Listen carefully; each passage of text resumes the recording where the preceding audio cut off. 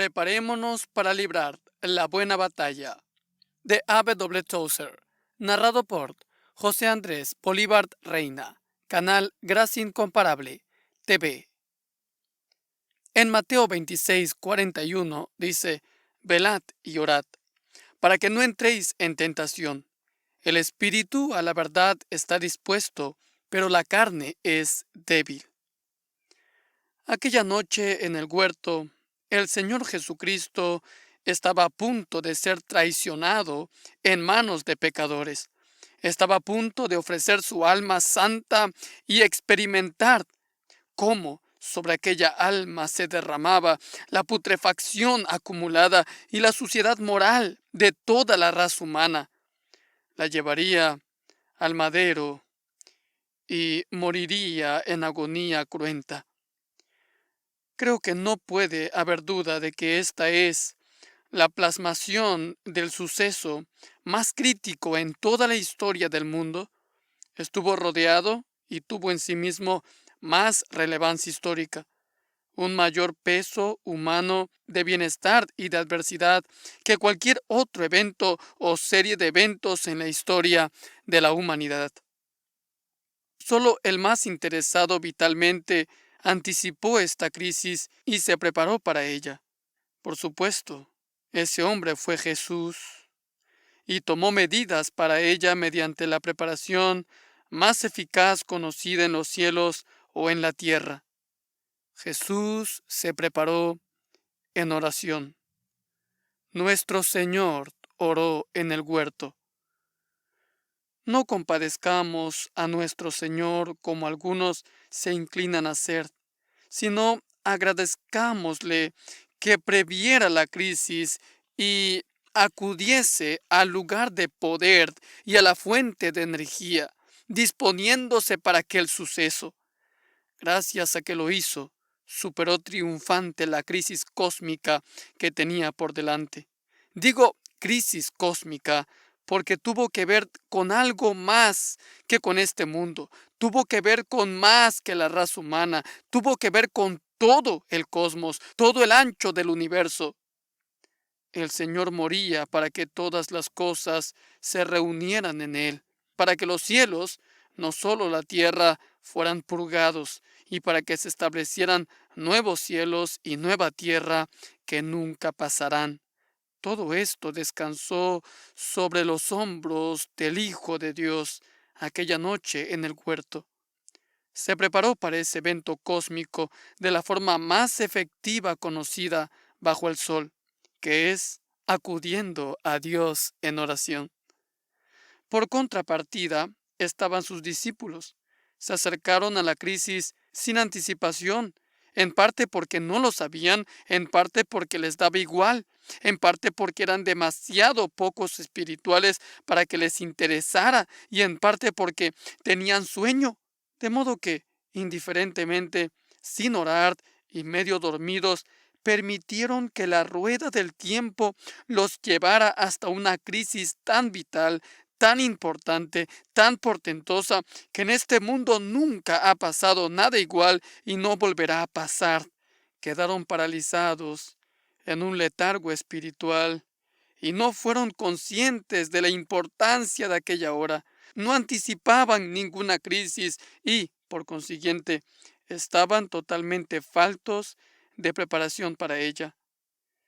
El resultado de su incapacidad de previsión fue que uno traicionó al Señor y los demás no lo defendieron, sino que huyeron.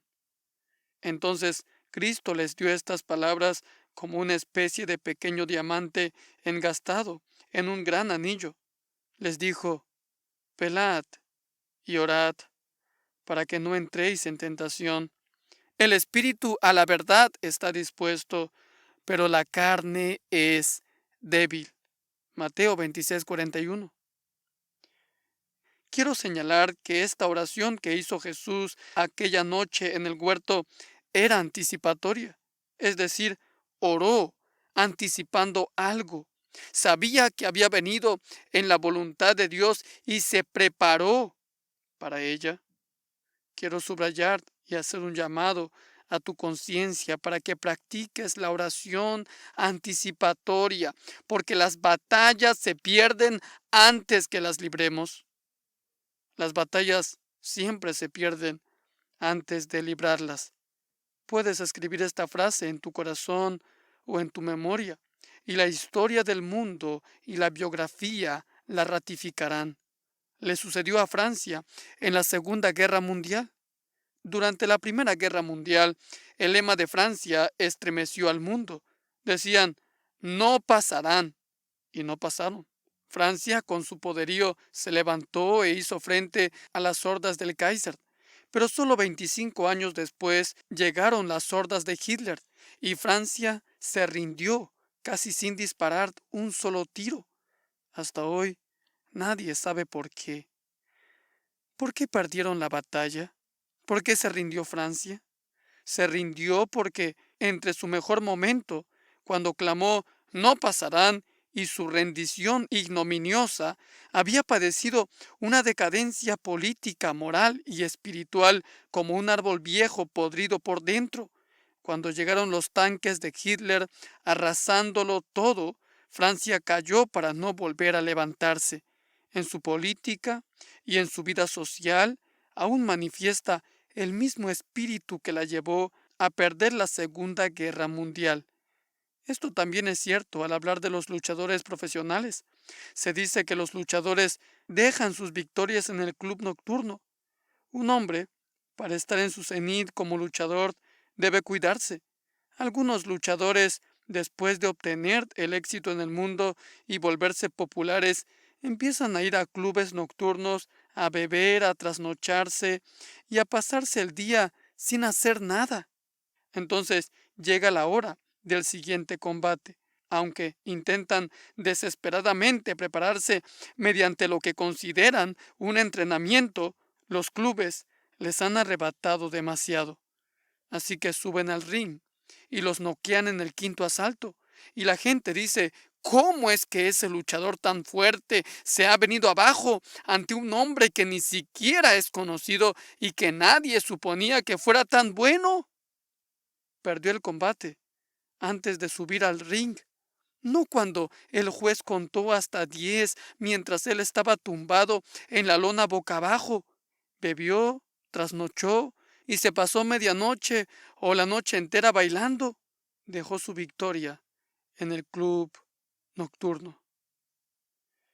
Ahora, a Israel le pasó lo mismo. En el Antiguo Testamento, cuando los israelitas acudían a una batalla siendo justos y orando, nunca la perdían. Cuando acudían llenos de iniquidad y sin orar, no ganaban ni una.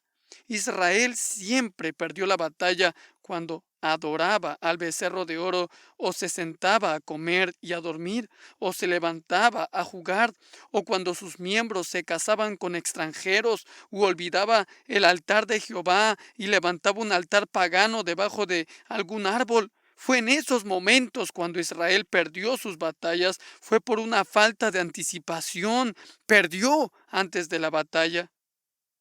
Las batallas no solo se pierden antes de librarlas, sino que también se ganan antes de que empiecen. Tomemos como ejemplo a David y a Goliat.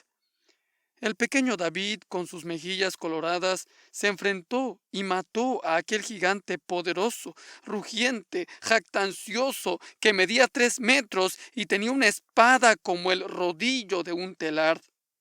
David, un mozalbete, salió y con una sola piedra derribó a Goliat, y con su propia gran espada, que David apenas podía levantar, le cortó la cabeza al gigante, llevándola agarrada por el cabello y exponiéndola ante un Israel clamoroso y triunfante. Ahora, ¿cuándo ganó David esa batalla? ¿Acaso fue cuando salió en silencio a enfrentarse al gran gigante jactancioso? No. Si lo hubiera intentado algún otro, las palabras de Goliat se hubieran cumplido, que dijo, daré tu carne a las aves del cielo y a las bestias del campo. Primera de Samuel 17:44. En otras circunstancias, hubiera hecho precisamente eso. David era un joven que conocía a Dios.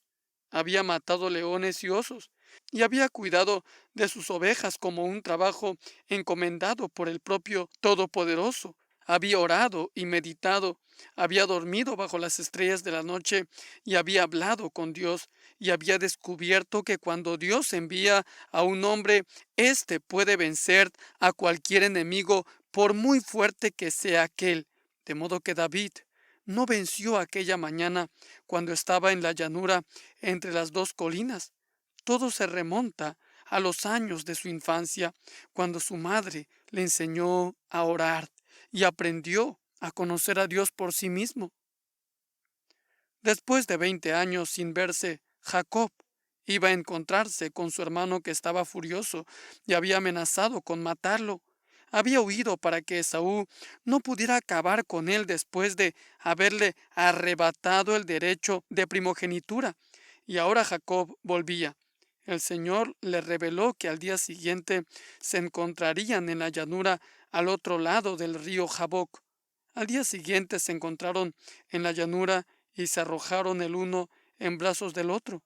Esaú perdonó a Jacob, y Jacob conquistó la ira y el deseo asesino de su hermano. Ahora, ¿cuándo hizo esto Jacob? ¿Sería aquella mañana cuando se acercó a reunirse con su hermano cruzando el río? No, lo hizo la noche antes, cuando peleó a solas con su Dios. Fue entonces cuando se preparó para conquistar a Esaú, aquel hombre fornido, serio, peludo, que había prometido que mataría a Jacob cuando lo encontrase. ¿Cómo pudo Esaú renunciar a ese juramento? El Dios Todopoderoso se lo quitó del corazón cuando Jacob luchó a solas con él junto al río. Siempre es así.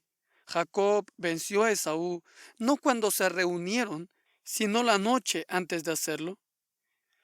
Elías derrotó a los malvados Acab, Jezabel y a todos los profetas de Baal, y trajo la victoria y el avivamiento a Israel. ¿Cuándo lo hizo? ¿El día del monte Carmelo? Después de que los seguidores de Baal hubieran orado todo el día, saltando sobre el altar y cortándose hasta estar cubiertos de sangre, Elías se acercó a las 6 de la tarde, la hora del sacrificio vespertino. Hizo una breve oración. ¿Fue una oración que le ocupó 20 minutos, como a veces hacemos en la reunión de oración, impidiendo que otros participen? No. Fue una oración concisa, breve, de exactamente 59 palabras en español. Imagino que en hebreo fueron incluso menos. ¿Fue la oración de Elías la que hizo descender fuego? Bueno, sí y no. Sí, porque de no haberla hecho, no habría descendido el fuego. No, porque si Elías no hubiese conocido a Dios con el paso de los años y no hubiera caminado en su presencia durante los largos días, meses y años anteriores al monte Carmelo, esa oración se hubiera hundido por su propio peso y los profetas hubieran hecho pedazos a Elías. Por lo tanto, Baal no fue derrotado en el monte Carmelo, fue en el monte Galaad. Recuerda que Elías provenía de Galaad. Siempre siento que soy mejor persona por leer este relato sobre cómo aquel gran hombre, desaliñado y velludo, vestido con las ropas sencillas de los campesinos, se presentó ante el rey osadamente, mirando al frente y sin las maneras refinadas de la corte, o sin ningún conocimiento de cómo hablar o qué hacer. Entró pisando firme, oliendo a monte y a campo, y se plantó delante del cobarde Acab, dominado por su mujer, y le dijo: «Soy Elías, vengo de parte de Jehová, y he venido a decirte que no lloverá hasta que yo lo diga». Fue un momento dramático, terrible y maravilloso. Pero antes de este momento estaban todos aquellos años de permanencia en la presencia de Jehová. No sabía que Dios lo iba a enviar a la corte de Acab, pero anticipó el momento por medio de largas oraciones, esperando y meditando en la presencia de su Dios. Amados, hay crisis que nos aguardan ahí fuera, como la crisis a la que se enfrentaron Jesús y sus discípulos, y David, Israel, Daniel, Elías y todos los demás. y hay crisis que nos esperan. Quiero mencionar brevemente algunas de ellas. Cuando nos enfrentamos a problemas graves, la historia de la raza humana demuestra que todos tendremos problemas en algún momento. Cuando se presenta un problema grave con su aguijón impactante y debilitador, algunos cristianos se enfrentan a él sin estar preparados y, como es lógico, se vienen abajo. ¿Es el problema el que produce su colapso? Sí y no. El problema los hace hundirse porque de no haberse presentado, no habrían sucumbido. Pero no es el problema lo que los hace flaquear, porque si lo hubieran anticipado y se hubiesen preparado, no habrían mordido el polvo. Como dice Proverbios 24:10, el hombre que cae bajo el peso de sus problemas no tiene mucha fuerza. Su fortaleza es escasa porque ora poco y brevemente, porque el hombre que ora mucho y con intensidad no se hundirá cuando lleguen los problemas. Otra situación, cuando nos enfrentemos a la tentación. A menudo la tentación es inesperada y sutil. También es ambas cosas para la carne. Pero la oración anticipatoria prepara el alma para cualquier tentación que se presente. David cayó en su vergonzosa y trágica tentación con Betsabé el día que se paseó por la terraza. No, claro que no. Fue durante ese lapso dilatado de tiempo del que no sabemos nada y que según los historiadores medió entre una cosa y otra y en el que no saben qué hizo David. Yo sé lo que David no hizo. No esperaba en su Dios. No miraba a las estrellas y decía, los cielos cuentan la gloria de Dios, como en el Salmo 19. Sí, lo había hecho antes, pero ahora no lo hacía. David sucumbió porque todo el peso de las semanas anteriores a su tentación, ese tiempo desperdiciado, le cayó encima de golpe. La tentación no puede herirte si la has anticipado en oración, pero sin duda te hará caer si no lo has hecho. Siguiente situación, cuando nos ataque Satanás. Los ataques de Satanás raras veces se anticipan porque Satán es demasiado listo como para actuar siempre igual. Sí, si Satán estableciera un patrón de ataque, pronto lo aprenderíamos. Si el diablo actuase de manera uniforme y sus ataques se produjeran siguiendo una pauta, la raza humana lo habría descubierto hace mucho tiempo. El miembro más pobre de una iglesia habría aprendido a eludirlo. Como actúa de una forma muy irregular y mezcla las cosas, sus ataques son letales si no contamos con el escudo de la fe para protegernos. Un lanzador de béisbol no empieza a lanzar durante la primera entrada y lanza la pelota al mismo punto durante los 9 siguientes. Si lo hiciera, la puntuación sería de 128-0. ¿Qué hace? Mezcla los tiros. El bateador nunca sabe qué tipo de bola le van a lanzar. Primero arriba, luego abajo, luego dentro, luego fuera, luego baja, luego rápida, luego en el centro. Varía los lanzamientos. Lo que hace que el lanzador sea eficaz es la ausencia de uniformidad. ¿Crees que el diablo no es tan listo como algunos de esos lanzadores de las ligas mayores? ¿Crees que el diablo no sabe que la manera de conquistar a un cristiano es engañándolo con la irregularidad? Su modus operandi es no atacar de la misma manera el mismo día y seguir atacando desde un lado una vez y desde otro la próxima. ¿Crees que un boxeador se sube al ring siguiendo un estereotipo? Dirige con la izquierda, golpea con la derecha, retrocede 2 pasos, avanza 2 pasos. Hasta el menos avesado en boxeo vencería a un boxeador así. Un boxeador tiene que usar la cabeza. Ataca desde un flanco, luego desde otro, se adelanta de repente, luego retrocede, da unos pasos atrás, vuelve a atacar, golpea con izquierda y derecha, hace una finta, se mueve 5 pasos, se agacha, se mueve de arriba abajo. Ya sabes cómo se mueven los boxeadores. El diablo vendrá por ti hoy como un fiero toro de Bazán, y mañana será manso como un cordero. Al día siguiente no te molestará, luego te acosará 3 días seguidos y luego te dejará en paz 3 semanas. ¿Te acuerdas de lo que se dijo de Jesús después de las 3 tentaciones? que el diablo le dejó por un tiempo. ¿Por qué? Para inducir al Señor a bajar la guardia. Por supuesto, el diablo combate como un boxeador, lanza como un pitcher experto y usa todo tipo de estrategias. Por eso digo que es difícil prever sus actos. Nunca sabes lo que hará a continuación. Siempre puedes precaverte, en general, sabiendo que el diablo siempre anda tras de ti, de modo que por medio de la oración, la vigilancia y la espera en Dios, puedes estar listo para su llegada cuando venga. Puedes ganar no el día que llegue, sino el día antes. No el mediodía cuando te ataque, sino la mañana anterior a ese momento. Nunca dejes que el día te sorprenda.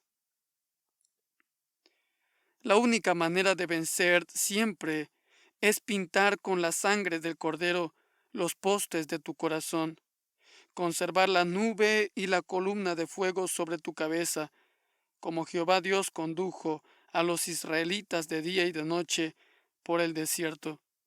La única manera de vencer siempre es no quitarte tu equipo de combate y no permitir nunca que el día te sorprenda. Nunca te levantes tarde por la mañana, mires el reloj y digas, se me hizo tarde, ahora no tengo tiempo, y salgas corriendo. Si tienes que salir corriendo, llévate un Nuevo Testamento en lugar de leer una revista o un diario durante tu pausa o la hora de almorzar. Lee tu Nuevo Testamento y luego inclina la cabeza y habla con Dios en lugar de no orar en absoluto. Busca momentos breves. Como escribió el obispo Ralph Cushman, en Acudí a Dios por la mañana, él dijo, acudí a Dios por la mañana, cuando el día era más hermoso y su presencia fue como la aurora, como una gloria que nació en mi pecho. Su presencia me cubrió todo ese día y todo el día permaneció a mi lado y navegamos en calma perfecta sobre un mar turbulento y agitado. Otros barcos golpeados, destruidos, otros barcos navegaban muy cuitados, mas los vientos que parecían impulsarlos a mí, paz y reposo me traían. Pensé entonces en otras mañanas, con una intensa contrición lo hice, cuando osado solté también amarras, dejando la presencia a mis espaldas. Me parece que conozco ya el secreto aprendido en las luchas de esta vida. Debes buscar a Dios por la mañana si quieres que te acompañe todo el día. Amado, nunca permitas que el jueves te hunda porque no oraste el miércoles. No dejes que el martes pueda contigo porque pasaste el lunes sin orar. Nunca dejes que las 3 de la tarde te puedan vencer porque no oraste a las 7 de la mañana. Tengo 4 recomendaciones para ayudarte a valorar la necesidad y el poder de la oración y para mantenerte siempre a flote. Traiga lo que traiga el día. Número 1. Nunca actúes como si todo fuera bien.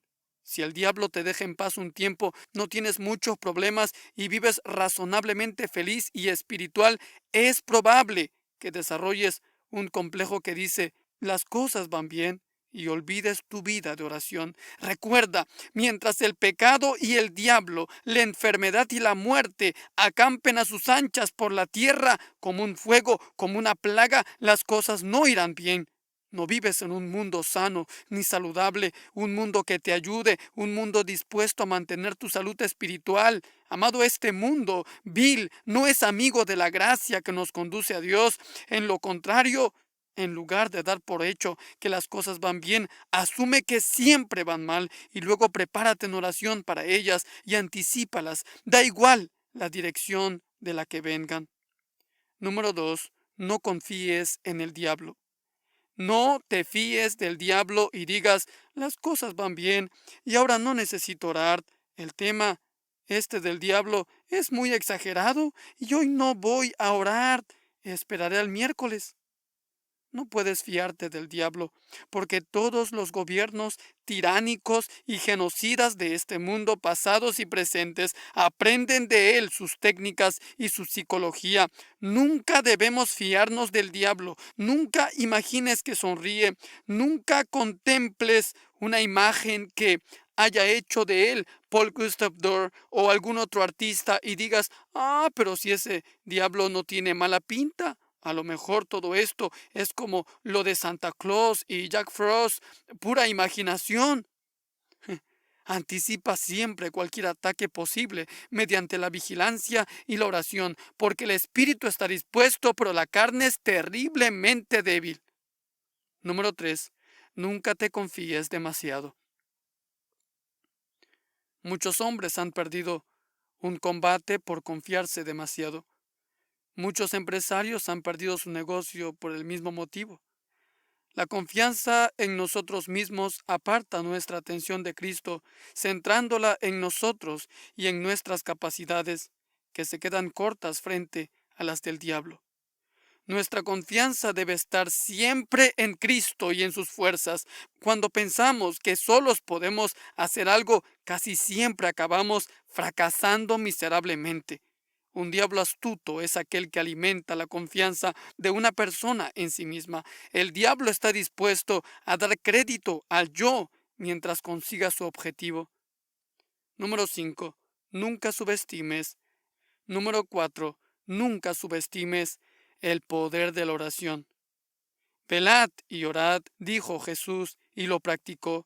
Venció porque practicó la oración y atrapó el mundo descontrolado que el pecado había sacado de sus engranajes. Lo atrapó con la red de su propio amor y nos redimió mediante el derramamiento de su sangre. Lo hizo porque se había preparado para ese suceso terrible pero glorioso, orando la noche antes y orando en los montes en otros momentos y también durante los años de su infancia y juventud. Recuerda que sin oración no puedes ganar, con ella no puedes perder. Por supuesto, es cierto que debe ser una oración auténtica, no una mera colección de palabras, y que tu vida debe estar en consonancia con tu oración. Si no oras, no puedes ganar, porque el Señor nos dio el ejemplo de la oración anticipadora. Prepárense para cualquier cosa, buscando el rostro de Dios con una oración vigilante y regular. Me encanta un himno de Isaac Watts llamado ¿Soy yo soldado de la cruz? Y dice así: ¿soy yo soldado de la cruz y siervo del Señor? No temeré llevar su cruz, sufriendo por su amor. Después de la batalla nos coronará, Dios nos coronará, Dios nos coronará. Después de la batalla nos coronará en aquella santa Sión, más allá, en aquella santa Sión. Después de la batalla nos coronará en aquella santa Sión. Lucharon otros por la fe. ¿Cobarde habré de ser? Por mi Señor yo pelearé, confiando en su poder. Es menester que sea fiel, que nunca vuelva atrás, que siga siempre en pos de Él y me guiará en paz. Dios los bendiga en gran manera, amados hermanos. Es un placer para mí compartir estas hermosas lecturas para la edificación del pueblo de Dios. ¿Qué les parece si culminamos este momento de reflexión en la palabra con una oración? Amado Padre Celestial, gracias te doy, Señor, por esta noche, Señor, en el cual se graba esta lectura. Gracias, Señor, te doy por todas las bendiciones que tú has derramado, Señor, en mi vida y en la vida de cada uno de aquellos que me oyen. Mis hermanos en Cristo, mi familia espiritual, Señor, desde el punto en el cual se encuentren, desde el lugar donde me oigan. Amado Padre Celestial, te ruego, Señor, que seas tú, oh Dios, fortaleciendo su vida a través de estos mensajes. Padre, si alguno está desanimado, si alguno tal vez aún ha perdido su primer amor, Señor, hoy oro por esa persona, Padre Celestial. Llénalo de tu Santo Espíritu, Señor, y tu unción fresca venga sobre su vida, y que pueda sentir, Señor, la necesidad profunda de ti, Padre Celestial. Pueda sentir, Señor, la insatisfacción al no estar en comunión contigo constantemente. Señor, haznos atalayas de tu palabra, Señor, y fuertes intercesores en oración. Padre, gracias, porque solamente tú eres digno de toda alabanza y de toda gloria. Te doy las gracias, Señor, por cada uno de los hermanos que están escuchando este canal.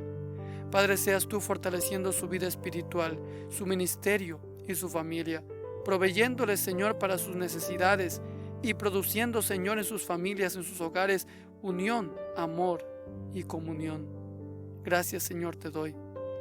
Y todo esto te lo pido, Señor, en los méritos de Cristo y en el nombre, por sobre todo nombre, de Cristo Jesús. Amén. Gracias, amados hermanos, por acompañarme hasta este momento en esta transmisión. Recuerde que sus me gustas, comentarios y suscripciones apoyan muchísimo a este canal y hacen que este contenido se difunda por toda la plataforma de YouTube y muchos más creyentes alrededor del mundo puedan conocer las maravillas de Dios. Así que me despido con un fuerte abrazo. Mi nombre es José Andrés Políbart Reina y nos vemos en la siguiente transmisión de Gracia Incomparable TV.